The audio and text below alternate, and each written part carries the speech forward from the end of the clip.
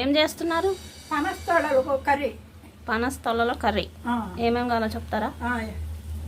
పనస్తలలు పనస్తోళ్ళలు కొబ్బరి, అల్లం, కొబ్బరి, గసగసాలు, జీడిపప్పు పేస్ట్, కారం, ఉప్పు తగినంత, పసుపు, ధనియాల పొడి, అల్లం వెల్లుల్లి పేస్ట్,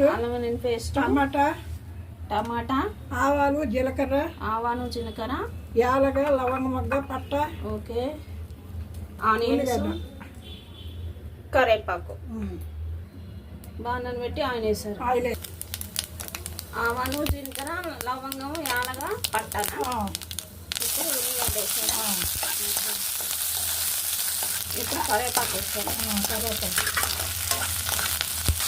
ఇప్పుడు టమాటా, సరిపడా ఉప్పు, పసుపు,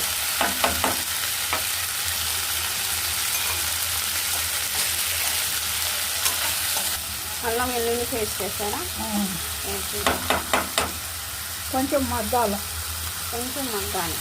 ఇప్పుడు కారం వేస్తున్నారా?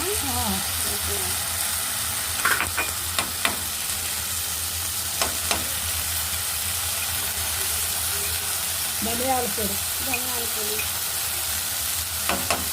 Gravy paste, okay.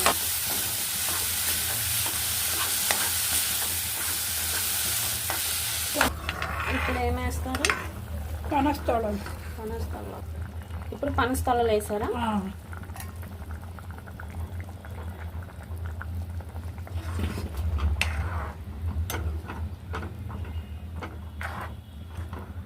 కొంచెం ఉడకాలి.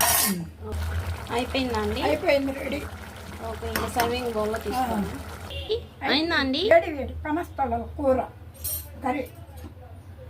టేస్ట్ చేయండి. ఓకే, టేస్ట్ చేద్దాం ఫ్రెండ్స్.